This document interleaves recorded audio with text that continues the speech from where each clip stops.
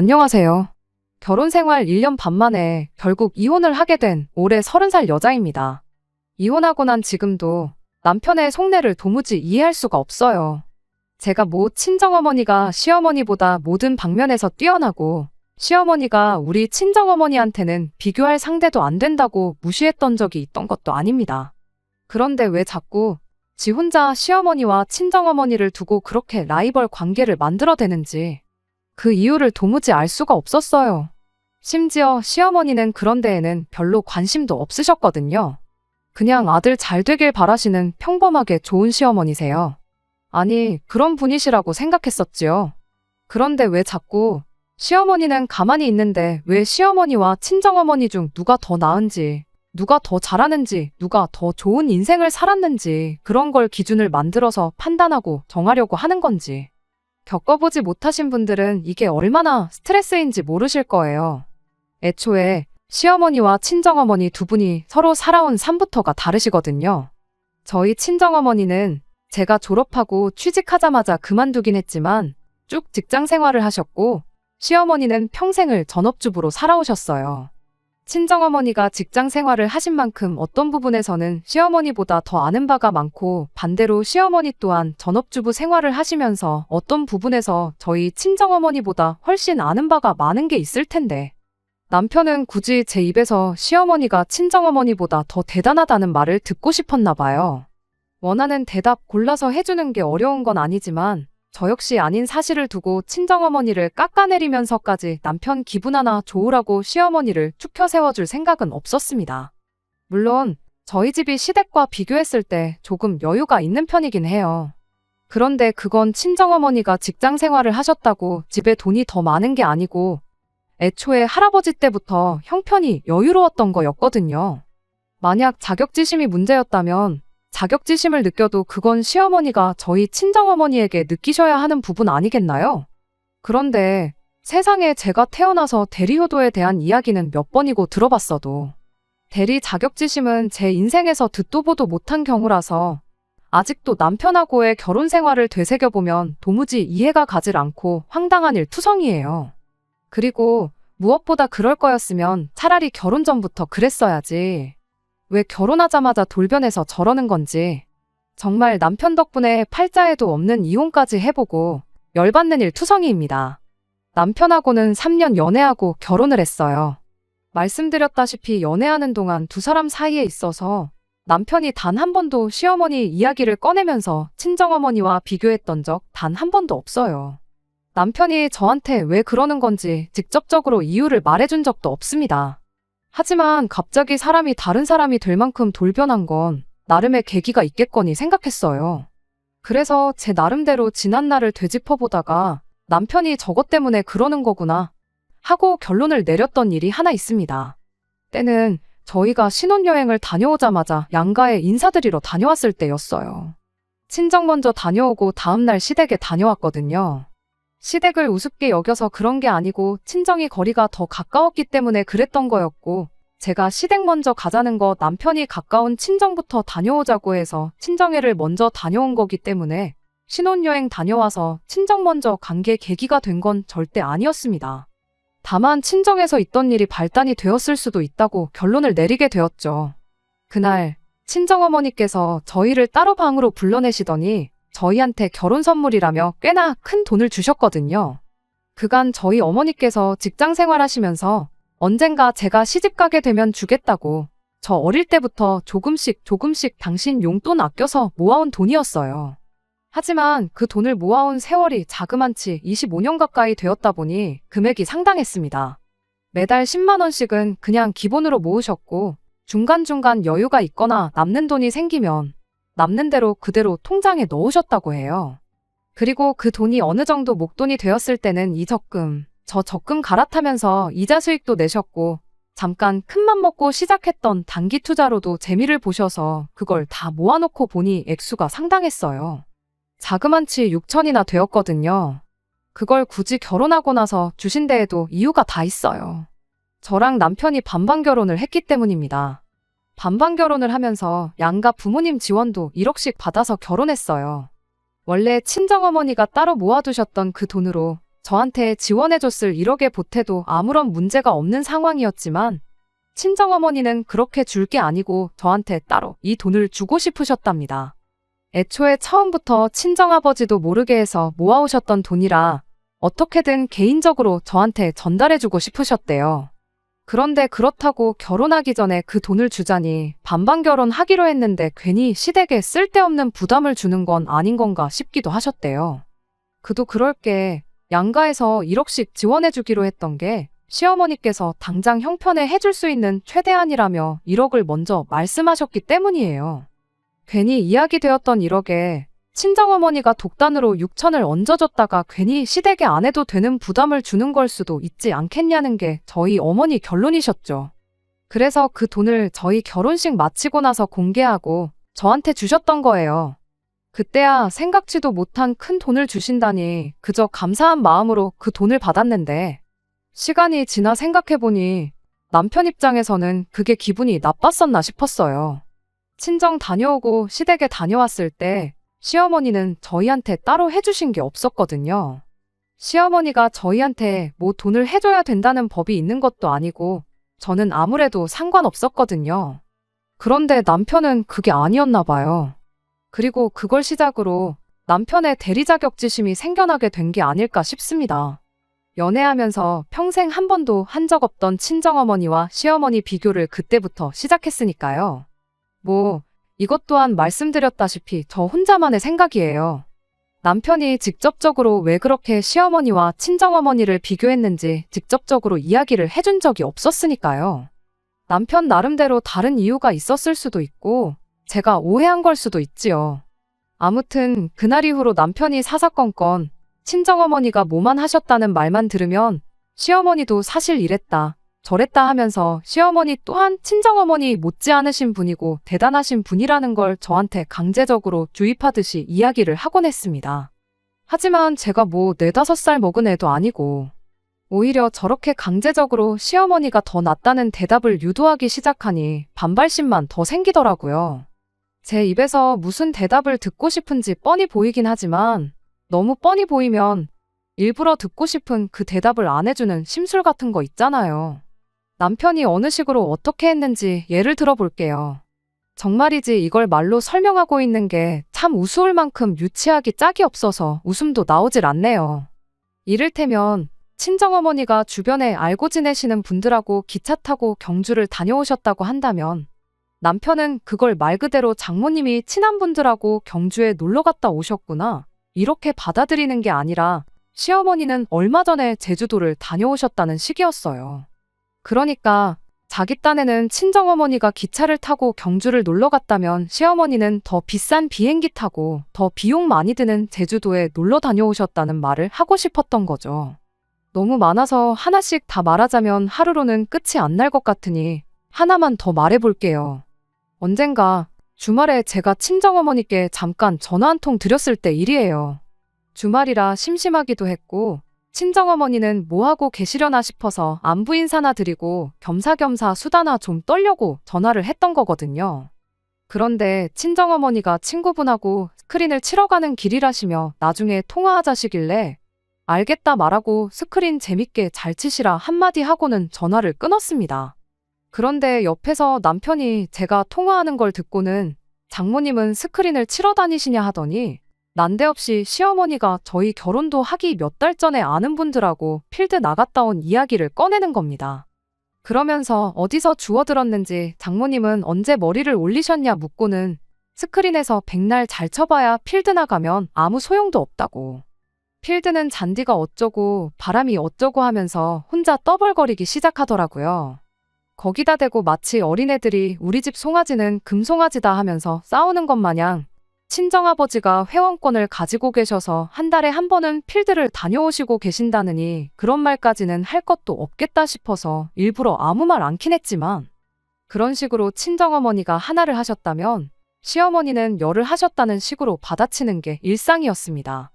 직접적으로 피해 끼치는 게 없으니 이게 별것 아닌 거라 받아들이시는 분들도 계실 수 있지만 직접 당해보지 않으신 분들은 이게 기분이 어떤지 모르실 거예요. 매번 친정어머니에 대한 이야기가 나올 때마다 저런 식으로 시어머니가 더 대단한 걸 하셨네. 시어머니가 더 잘하시네 어쩌네 하는 이야기 듣는 게 얼마나 짜증나는 건지 말이에요. 그래서 나중에 가선 아예 그냥 친정어머니에 대한 이야기를 남편 앞에서 입도 뻥긋하지 않았어요. 괜히 말 꺼내봐야 시어머니가 더 대단한 걸 해보셨네 나올 게 뻔했으니 말이고 그걸 그냥 그러려니 받아줄 만큼 제가 천사 같은 성격을 가지고 있는 것도 아니었거든요. 그런데 그랬더니 언젠가부터는 아예 제가 아무 말 안 해도 자기가 먼저 나서서 저희 어머니 이야기를 꺼내기 시작했어요. 대부분은 뭐 장모님은 해외여행은 다녀오셔봤냐? 자전거는 탈 줄 아시냐 하는 정말 대답해주고 상대하기도 민망할 만큼 쓸모없는 이야기들 뿐이었습니다. 제가 시어머니가 자전거를 탈 줄 아시는지 모르시는지 알아서 어디다 쓰겠어요. 그래도 되도록 남편이 꺼내는 말 최대한 무시하면서 나름 잘 넘기고 있었는데 한 번은 정말 남편한테 정색하면서 짜증을 냈던 적이 있었습니다. 저희 친정어머니가 직장 생활하시면서 돈을 얼마 정도 버신 거냐 묻더라고요. 부모님이 직장 생활하면서 돈을 얼마나 버셨는지 세보는 사람이 세상에 어디 있겠나요? 당연히 모른다고 했고 그건 왜 물어보냐고 남편한테 물어봤어요. 그랬더니 남편이 한다는 소리가 시어머니는 평생을 전업주부로 살림만 하면서 살아오셨지만 사실 따지고 보면 웬만한 직장인들보다 돈을 더 버신 거나 마찬가지는 소리를 하면서 시댁 이야기를 꺼내왔습니다. 주저리 한참을 떠들었는데 대충 결론부터 말하자면 시어머니가 남들보다 안목이 좋아서 부동산으로 평생 재미를 보셨다는 거예요. 신혼집을 어디 지역에 구했을 때 거기에 뭐가 있다고 그런 데다가 집을 그것도 전세도 아니고 매매로 샀냐며 주변 사람들이 손가락질하고 비웃고 그랬는데 그게 몇 년 지나 부동산 대박을 터뜨리면서 그 사람들 다 입을 닫게 만들어줬다고. 그리고 그 이후에도 그때 번 돈을 기반으로 이사를 3번 정도 더 했는데 이사를 갈 때마다 차액으로 억소리가 나는 만큼 돈을 버셨다는 이야기였습니다. 대한민국은 열심히 일하는 것보다는 역시 부동산 아니겠냐면서 시어머니의 그 집을 고르는 깐깐한 기준과 안목을 칭찬하고 있었어요. 그런데 그거랑 친정어머니가 직장 생활하시면서 얼마나 버셨는지 궁금한 거랑 무슨 상관이냐고 물었더니 자기가 말하지 않았냐고 열심히 일해봐야 대한민국은 역시 한방이 중요하다면서 능력 안 되는 사람이나 그렇게 월급 받으면서 일하지 진짜 부자들은 부동산으로 차액을 남겨먹으면서 쉽게 돈을 번다는 어이없는 소리를 하더라고요. 순간 이 인간이 미쳐도 아주 단단히 미쳤구나 싶었고 그때만큼은 저도 그냥 그러려니 하고 웃어넘길 수가 없었어요. 남편이 하고 싶은 소리가 우리 친정어머니가 그간 직장 생활한 건 다 헛일이었고 능력 좋은 시어머니가 부동산으로 번 것만도 못하다는 소리였는데 세상에 어떤 자식이 설령 그 상대가 남편일지라도 자기 부모 인생을 부정하는 사람을 용서할 수가 있겠나요? 그래서 남편한테 너나 똑바로 하라고 한마디 했어요. 그렇게 말하고 있는 너도 지금 월급쟁이 생활하고 있지 않느냐고 그런 소리 하고 싶으면 너부터 부동산이 됐든 주식이 됐던 돈으로 나부터 호강부터 시켜주고 꺼내라 했죠. 우리 엄마가 평생 일을 해서 얼마를 버셨든 간에 신경 끄라고. 그리고 우리 부모님 세대에서 집 자가로 가지고 있는 사람 중에 부동산으로 재미 안 본 사람이 몇이나 되겠냐고. 친정집하고 시댁하고 지금 어디가 더 비싼 집에 살고 있는지 한번 인터넷으로 찾아보겠냐고 따져 물었습니다. 집값을 비교해보자고 했더니 그때 가선 남편이 아무 말도 못하더라고요. 어딘지 알려드리진 않을 테지만 친정 부모님 살고 계시는 지역이 시부모님 사는 데보다 훨씬 비싼 지역이라는 건 대한민국 사람이라면 기본적으로 알고 있는 사실이거든요. 물론 남편 말도 틀린 건 없는 게 저희 집이야 말씀드린 대로 할아버지 때부터 갖고 있던 재산이 있다 보니 애초에 처음부터 시작을 좋은 동네에서 시작한 저희랑 자력으로 이사 몇 번 다니면서 부동산으로 재산을 불려오신 시어머니하고는 차이가 있긴 하죠. 하지만 그렇다고 해서 그게 시어머니는 탁월한 능력을 가졌고 친정어머니는 돈 불리는 재주가 없어서 직장 생활을 했다고 인정을 해야 할 이유가 되지는 않았습니다. 아무튼 그때 말 나온 김에 남편한테 매번 그딴 식으로 좀 하지 말라고 단단하게 경고도 했습니다. 연애 때부터 통틀어 제가 화를 낸 적이 없었기도 하고 그날 워낙에 강하게 말했어서 그랬나. 한동안 약발이 잘 들어서 남편이 더 이상 그런 식으로 영양가 없는 이야기를 꺼내는 일은 없었어요. 그래도 그것만 빼면 사람이 그렇게 나쁜 사람은 아니었다 보니 그 이후에는 남편하고 어느 정도 사이도 회복하고 그냥 평범한 결혼 생활을 보내게 되었습니다. 물론 친정어머니가 헛고생을 했다느니 어쩌니 한 이야기를 잊어버리고 용서한 건 아니에요. 그것만 생각하면 잘 지내다가도 괜시리 정이 뚝뚝 떨어지고 그랬는데 어쨌든 저도 이미 지난 이야기 거들먹거리면서 안 해도 되는 싸움을 만들 필요까지는 있나 싶어 그냥 그렇게 마음에 묻어두고만 있었습니다. 그렇게 한동안은 별 문제 없이 지냈는데 얼마 전 다시 시작된 남편의 대리자격지심으로 결국 저는 이혼이라는 마지막 수단을 선택할 수밖에 없었어요. 친정어머니가 은퇴하신 이후로 이것저것 배우러 다니시는 게 취미셨어요. 그리고 요 근래에는 재미로 한식조리사 자격증을 따보겠다고 학원을 등록하셨거든요. 친정어머니가 직장생활 하셨다고 해서 아예 집안 살림과 담쌓고 지내셨던 건 아닙니다. 밖에서 사 먹는 음식이 맛은 더 있을지 몰라도 무슨 재료를 넣고 했는지 모르니 안심이 안 된다며 일하느라 피곤한 와중에도 저희 가족들 식사를 대충 챙기신 적 한 번 없으신 분이셨어요. 말 그대로 한식조리사 자격증은 그동안 일하느라 못 해본 요리를 배워보겠다고 따겠다고 하시는 게 아니고 어차피 맨날 밥하는 거 자격증이라도 하나 가지고 있으면 좋지 않겠나 싶어서 시작하신 거였습니다. 그거 말고도 이것저것 배우러 다니는 거 많으셨고 내친 김에 자격증 같은 게 있으면 그것도 같이 준비하시고 그러셨을 뿐이에요. 그리고 그때가 벌써 실기 한번 떨어지고 나서 자격증 제수를 하는 중이셨지요.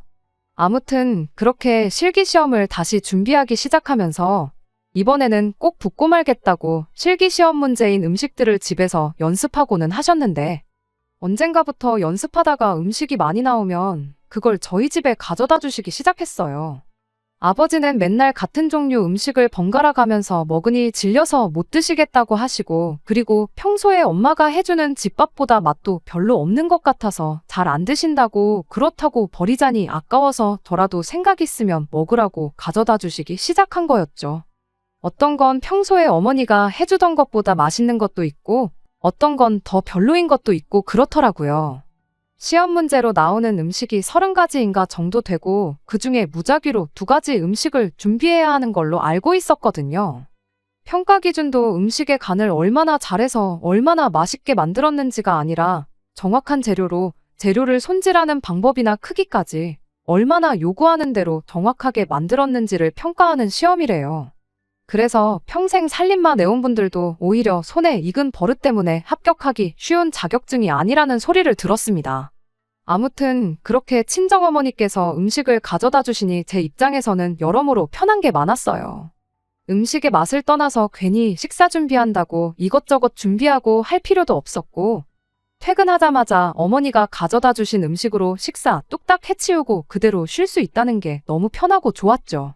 매번 비슷한 로테이션이긴 했지만 나름 밸런스를 맞춰주신다고 메뉴도 매번 바꿔가면서 해서 가져다 주셨어요. 하지만 아버지가 어머니께 말했던 대로 계속 같은 것만 먹는 느낌이니 조금 물리기는 하더라고요. 그런 느낌이 들 때쯤 한동안 잠잠했던 남편이 또다시 시어머니 이야기를 꺼내왔어요. 밥 먹으면서 한다는 소리가 그래도 장모님이 아무래도 직장 생활을 오래 하셔서 그런가 음식만큼은 시어머니 손맛만큼은 못 따라오시는 것 같다고요. 우리 엄마가 해주는 집밥이 자기 입맛에는 더 맞는다면서요. 한동안 안 그러다 또 저러니까 갑자기 예전에 친정어머니 직장 생활한 거 가지고 뭐하러 그런 고생을 하셨다느니 했던 이야기가 떠올라서 막 우라가 치밀기 시작했습니다. 이번엔 또 뭘 시작하려나 싶고 도무지 표정 관리가 안 돼서 아주 힘들었어요. 그래도 나름 남편과 짧은 기간이나마 같이 지내오면서 하나 터득한 게 있어요. 이럴 때는 남편 말에 그 어떤 반응도 관심도 주지 않고 그렇구나 하고 넘기는 것만큼 좋은 방법이 없다는 것 말입니다. 구구절절히 이건 우리 엄마 요리가 아니고 시험 준비한다고 시험 볼 때 요구하는 대로 음식을 해서 맛이 이런 거다. 원래는 음식 훨씬 더 잘하시고 우리 엄마도 손맛 엄청 좋으시다. 이런 식으로 백날 해명해봐야 남편 입에서 나올 말은 꼭 듣지 않아도 예상이 될 만큼 뻔하디 뻔한 소리가 나오겠구나 싶었어요. 그래도 우리 엄마가 평생 전업주부로 살면서 음식을 하셨는데 장모님보다는 훨씬 음식 잘하시겠지? 손맛이 좋겠지? 뭐 그런 이야기 나올 거였거든요. 집밥이라는 게 그렇잖아요. 자식 입장에서는 엄마표 반찬이 제일 맛있는 법인데 그런 상대적인 것 가지고도 우열을 가릴 필요나 있는 문제인가 따지고 물을 수도 있었지만 어차피 결과적으로는 우리 엄마가 니네 엄마보다 더 잘하니까 인정해라. 이런 이야기를 주고받고 하게 될 텐데 굳이 저런 번거로운 과정까지 거칠 필요가 있나 싶었어요. 그래서 그냥 영혼 없이 아 그렇구나 하고 대충 대답하고 말았어요. 이게 우리 엄마 요리건 말건 시어머니 음식이 더 맛있건 말건 나는 딱히 신경 안 쓴다고요. 그렇게 대충 대답하고 나서 슬쩍 남편 얼굴을 보니 어떻게 더 시어머니 자랑을 하고 싶어서 입이 근질근질한 건지 온몸을 막 비틀어대면서 다음 말을 꺼낼 생각을 하는 것처럼 보이더군요. 그 순간 저는 숟가락 내려놓고 배불러서 그만 먹어야겠다 한마디 한 후에 방으로 들어갔어요. 말씀드렸던 것처럼 저러지만 않으면 남편과는 제법 잘 지내는 편이었다 보니 상대를 안 해주는 게 최선이라 생각했고 괜히 말다툼하면서 힘 빼고 싶지 않아서 했던 행동이었습니다. 그런데 그렇게 다음 날이 돼서의 일이었어요. 남편이 평소보다 퇴근이 늦더라고요. 원래 야근이 있으면 야근이 있다 말하고 몇 시쯤 올지 말해주는 사람이었는데 그런 연락도 하나 없었지요.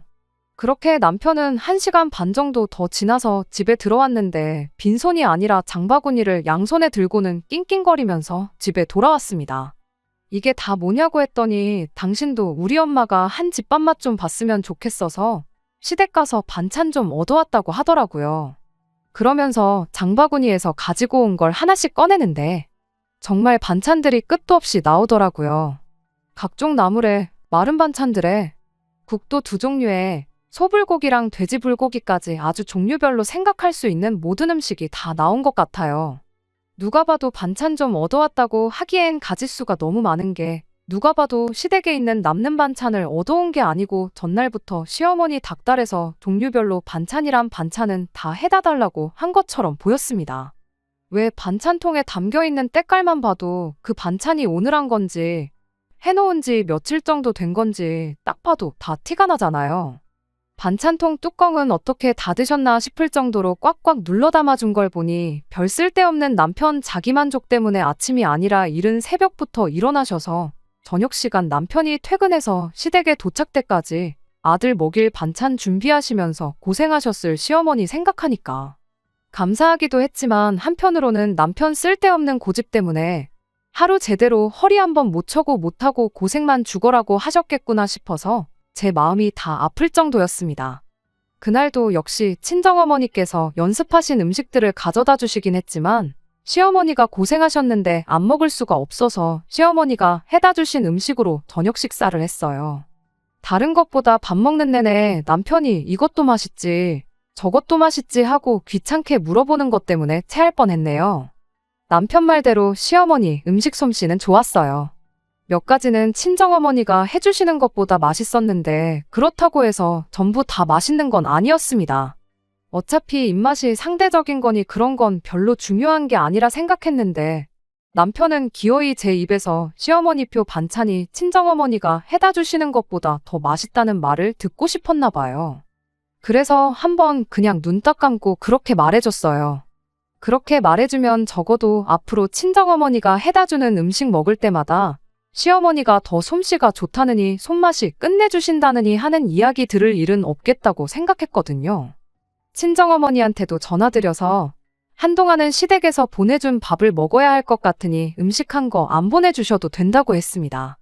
그런데 막상 시어머니표 반찬이 최고라던 남편이 메인 반찬이라고 할 수 있는 돼지불고기랑 소불고기를 다 먹은 시점부터는 밑반찬하고만 밥을 먹어야 되냐며 밥도 남기고 식사를 깨작거리기 시작했어요.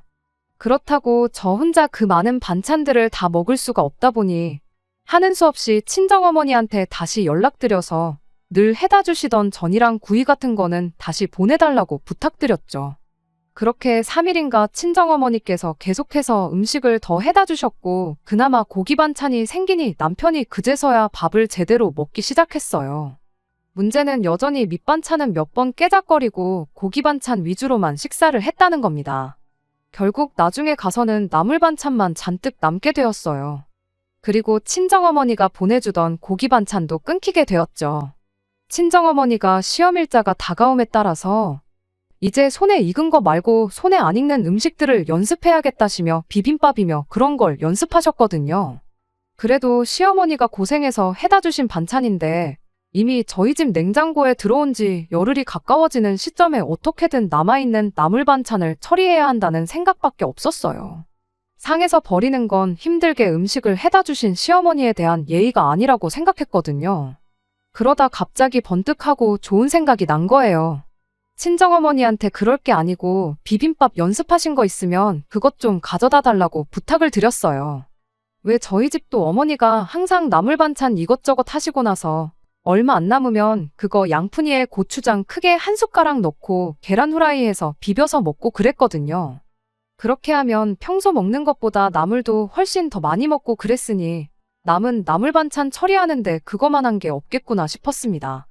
남은 나물 반찬 양을 보니 딱 이렇게 두 끼만 먹으면 남는 거 없이 싹 다 끝내겠구나 싶었어요. 그런데 남은 나물 반찬 때문에 결국 이혼을 하게 될 줄은 그때까지만 해도 정말 생각도 못했습니다. 누군들 생각이나 했겠나요? 아직도 그날 생각하면 치가 떨리기도 하지만 황당해서 어이없는 마음이 더 커요. 그날따라 남편 퇴근이 조금 늦었어요. 친정어머니는 이미 저희 집에 비빔밥거리를 주고 가신 상황이었고요.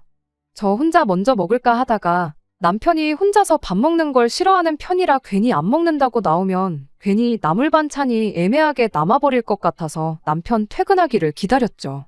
이내 남편이 퇴근을 했고 내가 저녁 준비할 테니 남편한테는 얼른 씻고 나오라고 했어요. 그렇게 남편 씻는 동안 계란 후라이도 3개 해서 부치고 양푼이에다가 나물이랑 상추 쫑쫑 썰어서 밥을 비볐습니다. 참기름까지 뿌리고 깨소금으로 마무리하니까 보고만 있어도 입맛이랑 군침이 돌더라고요. 한 숟갈 간을 보니까 고추장도 그냥 고추장이 아니라 실기시험에 나오는 대로 설탕이랑 어떻게 해서 만든 고추장이라 그런지 일반 고추장보다 훨씬 맛있게 느껴졌어요. 때마침 남편이 씻고 나오길래 얼른 와서 밥 먹으라고 했죠. 그때까지만 해도 그냥 평소처럼 저녁 식사 마치고 나서 같이 TV 좀 보다가 잠드는 평범한 일상을 생각했었는데 남편이 밥상머리에 앉자마자 이게 뭐 하는 짓이냐며 육두문자를 섞으며 애써 비벼놓은 양푼을 바닥에 패대 기쳐버리더라고요. 그러더니 저한테 성큼성큼 걸어와서는 전에 본 적도 없는 무서운 표정으로 너 지금 시어머니가 우습게 보이냐면서 성질을 부리는 거예요. 저도 어이가 없어서 뭔 소리를 하는 거냐고 남편한테 따져 물었어요. 그랬더니 어떻게 감히 시어머니가 고생고생해서 해다 준 반찬을 가지고 개밥을 만들어 놨느냐고 고래고래 소리를 지르는 겁니다. 시어머니가 얼마나 우습게 보였으면 그러는 거냐고 입에 개거품을 무는데 그때는 어이가 없다기보단 솔직히 남편이 무서웠어요. 부부싸움하고 싸움은 엄연히 다른 거잖아요. 남편을 힘으로 이길 수 있어서 부부싸움하는 사람들이 얼마나 되겠나요. 그런데 이건 뭐 시작부터 사람을 죽일 듯한 기세로 달려드는데 이때는 같이 소리내서 싸우는 것보다 제가 자리를 피하는 게 상책이라는 생각밖에 안 들었어요. 그래서 자리를 피하려는데 남편이 가긴 어딜 가냐면서 제 머리끄댕이를 잡아당겼습니다. 머리를 붙잡힌 제가 아프다고 소리를 지르니까 그제서야 남편도 제정신이 들었는지 곧바로 손을 놓더니 저한테 미안하다고 사과를 하더라고요. 사과를 하면 했지. 한마디 덧붙이기를 그래도 이건 너무한 거 아니냐고 어떻게 우리 엄마가 힘들게 해준 반찬을 고추장에다가 비빌 생각을 했냐며 우리 엄마 정성은 생각도 안 한 거냐는 소리를 하는 거예요. 저는 그 소리가 마치 자기가 화를 낸 이유가 저 때문이라고 하는 소리로밖에 들리지 않았습니다. 너가 먼저 잘못을 했으니 내가 화를 내는 게 당연한 거고 머리끄댕이를 붙잡혀도 싸다는 소리잖아요. 그래서 저도 그냥 어디 한 대 칠 테면 쳐봐라 하는 심정으로 남편한테 한마디 했어요. 이 미친 인간아, 너는 태어나서 비빔밥도 한 번 못 먹어봤냐고. 네가 반찬 투정 안 하고 제때제때 어머님 반찬 먹고 그랬으면 이렇게 비빔밥 먹으라고 비벼줄 일도 없었을 거 아니겠냐고. 밥 비벼 먹는 건 시어머니 정성을 무시하는 행동이고 냉장고 안에서 쉬어 빠지게 만들어 음식물 쓰레기통에 처박는 건 시어머니 정성을 생각하는 행동이냐 한마디 했더니 그 자리에서 미안하다고 사과하고 머리끄댕이 붙잡은 건 잘못했다고 싹싹 빌어도 모자란 판국에 한다는 소리가 고추장이 묻으면 시어머니가 힘들게 해놓은 간이 사라지지 않냐며 그냥 먹어도 맛있는 걸 망쳐놓은 제 잘못이라고 끝까지 우겨대는 거예요. 그리고 그때 남편의 이 대리 자격지심을 나는 평생을 감당할 수 없겠구나 하는 생각이 들었습니다. 갑자기 우리 집이 뭐 빚보증을 서서 폭삭 망하게 된다던가 무슨 일로든 안 좋은 일 때문에 시댁보다 어려운 상황에 처하기 전까지는 영원히 계속될 것만 같았어요. 그리고 이 꼴을 몇 번이나 더 보고 사느니 그냥 하루라도 빨리 이혼하는 게 맞겠다는 생각이 들었습니다. 그래서 그 길로 혼자 방으로 뛰어들어가 간단한 제 짐을 챙겼어요. 남편은 태연한 얼굴로 뭘 그런 걸 가지고 짐까지 싸냐며 차라리 자기가 나가 있을 테니 저보고 혼자 지내면서 정말 제가 아무 잘못도 안 한 건지 잘 생각해 보라는 겁니다. 그때 진짜로 이 인간이 이젠 제정신이 아니구나 하는 생각 말고는 다른 생각이 들지 않았어요. 아무튼 그렇게 남편이 혼자 시댁으로 가게 되었는데 막상 집에 혼자 있자니 이 인간이 언제 문 따고 들어와서 또 돌변할지 모른다는 생각을 하니 괜히 무섭고 걱정이 되더라고요. 그래서 그냥 집 비워놓고 저도 친정으로 향했습니다. 친정아버지가 엄청 열받으셔서는 혼쭐을 내주시겠다고 하는 것도 뜯어말렸어요. 그 인간 지금 정상이 아닌 것 같다고 괜히 건들지 마시라고요. 회사에는 대충 사정을 설명하고 일주일 정도 휴가를 냈어요. 친정에 온 지 이틀이 지나서 남편한테서 전화가 왔습니다. 지금 어디냐고요? 제가 연락이 없으니 남편이 집에 들렀나 본데 집에도 제가 없으니 저한테 전화를 했던 것 같아요. 그건 알아서 뭐 하려고 그러냐고 당장 이혼 서류 준비해 올 테니까 서류에 도장 찍을 준비나 하고 있으라고 한마디 했더니 남편이 뭘 그런 걸 가지고 이혼 이야기까지 꺼내냐며 대화로 한번 잘 풀어보자고 집으로 오라고 하더라고요. 절대 제 몸에 털끝 하나 건들지 않겠다고 하길래 대화로 뭘 어떻게 풀어보려고 하는 건가 싶어서 집에서 만나기로 했죠. 친정집이 저희 신혼집에서 더 가까웠다 보니 제가 먼저 도착했어요. 일단은 둘이서 만나기로 했으니 친정 부모님은 주차장에서 대기를 하고 계시기로 했습니다. 전화기 통화 상태로 해놓고 주차장에서 상황 듣다가 분위기가 험악해지는 것 같으면 곧바로 올라오시기로 하고요. 이윽고 남편이 도착했는데 둘이서 이야기해보자더니 남편은 시어머니를 대동해서 끌고 왔더라고요. 말빨이 안 되니 어머님을 모시고 왔구나 싶었는데 아니나 다를까 남편이 아니라 시어머니가 먼저 말을 꺼내더라고요. 부모 생각하는 자식 마음이 그런 거 아니겠냐며 당신 생각에도 아들이 잘못한 것 같다고 사과시킬 테니 남편 용서해주고 전처럼 잘 지내라는 말을 하시는 겁니다. 세상 누가 그 상황에 제가 잘못했다고 하겠나요? 당연한 일이었지만 저는 남편이 나물 반찬 고추장에 비볐다고 화낸 것보다 사과를 받고 싶은 게 있었으니 그건 남편이 어딜 가냐며 뒤돌아선 제 머리채를 잡아 끌었다는 사실이었어요. 다른 건 몰라도 두 번 다시 앞으로 우리 사이에 무슨 일이 있어도 내 몸에 손가락 하나 가져다 대지 않겠다는 약속은 받아내야겠다는 생각이었습니다. 그리고 만약 이런 불미스러운 일이 다시 발생하게 된다면 그때는 아무 조건도 없이 이혼하는 거고 재산 분할이고 뭐고 땡전 한 푼 없이 몸만 나가겠다는 각서를 써달라 했습니다. 이혼할 때 각서가 아무 소용 없다는 사실은 알고 있긴 했지만 이 정도는 해야지 적어도 같은 꼴은 안 보겠구나 하는 생각이었어요. 그런데 난데없이 시어머니가 그런 불합리한 조건은 받아들일 수 없다면서 싫다고 거절을 하시더군요. 그러면서 고작 머리채에 한 번 잡힌 걸 가지고 장난이라고 생각하고 그냥 넘어가면 될 걸 일을 너무 심각하게 만드는 거 아니냐는 거예요. 그런 각서를 쓰면 우리 아들 남은 평생이 너무 불리해지는 거 아니냐입니다. 제가 마음먹고 남편 꼭지 돌게 만들어서 어쩌다가 슬쩍 밀치기라도 하면 그 순간 우리 아들은 이혼당하고 땡전 한 푼도 분할받지 못하고 이혼당하는 거 아니냐고요. 팔은 안으로 굽는다고 자식 편 들어주는 건 당연하다고 생각했고 그래도 어쨌든 시어머니까지 나서서 기분 풀라고 말씀하시니 그냥 앞으로 대리 자격지심 때문에 쓸데없는 소리 하고 사람 마음 상하게 하는 것만이라도 못하게 해달라 말하고 그러고 이 부부싸움을 끝낼 생각이었어요. 그런데 시어머니 마지막 말 한마디에 결국 제가 이성을 잃고야 말았습니다. 시어머니가 잘 생각했다고 뭐 머리채에 한 번 잡힌 거 가지고 그러냐며 가족끼리 그러는 건 장난치는 것에 불과하답니다. 그 말을 들으니 남편과 화해할 생각이 싹 사라졌어요. 그게 무슨 소리시냐고 그러면 앞으로 무슨 일 때문이건 간에 남편이 제 머리채를 잡으면 전후 사정 안 보고 그걸 장난으로 받아넘겨야 한다는 말이시냐 물었더니 막말로 얘가 주먹질을 한 것도 아닌데 뭘 그리 호들갑이냐고 원래 부부 사이라는 게 싸우면서 더욱 더 돈독해지는 법이라며 다음부터는 이런 사소한 일로 나까지 오게 만들지 말라는 겁니다. 순간 정말로 이성의 끈이 뚝 끊어졌어요. 그리고 그 길로 시어머니 머리채를 붙들어 잡고든 그대로 이리저리 흔들었어요. 시어머니가 비명을 빽 지르며 이게 뭐 하는 짓이냐 소리를 질렀고, 남편은 순간 당황해서는 저를 시어머니한테서 떼놓으려고 안간힘이었습니다. 시어머니한테 며느리가 가족으로서 어머님한테 마지막으로 치는 장난이라고 생각하시라고 말씀 들어보니 아들 이혼당하는 건 걱정되시나 본데 각서고 뭐고 필요 없고 그냥 이혼할 테니까 그렇게 아시라고 말하고 부여잡은 시어머니 머리채를 풀어줬습니다. 괜히 시간 낭비했다 말하고 나가려는데 남편이 장난치냐고 가긴 어딜 가냐고 하면서 제 팔을 붙들어 당기더군요. 다행히 때마침 주차장에서 대기하고 계시던 부모님께서 시어머니 비명소리 듣고 놀라가지고 곧바로 집으로 올라와 주신 덕분에 큰일은 나지 않았어요. 그리고 당장 이혼 서류 준비할 테니 그리할라 한마디 하셨죠. 시어머니가 제가 머리채 부여잡은 걸 가지고 상해죄로 고소를 하신다길래 하실 테면 하시라고 그럼 나도 어머님 아들 똑같은 걸로 고소하겠다고 한마디 말하고 친정으로 돌아갔습니다.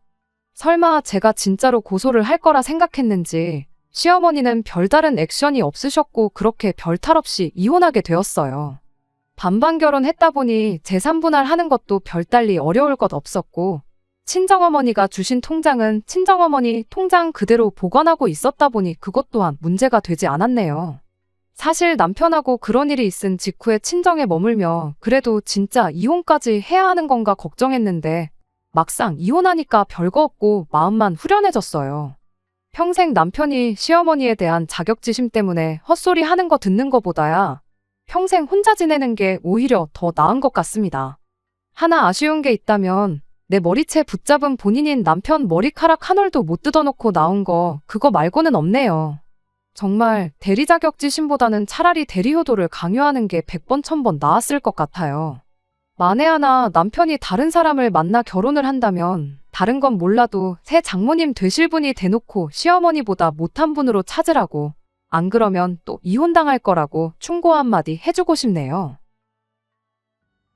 끝까지 들어주셔서 감사합니다. 오늘의 사연은 여기까지입니다. 구독과 좋아요, 알람 설정 부탁드리고 더 좋은 사연으로 다시 찾아뵙겠습니다. 감사합니다.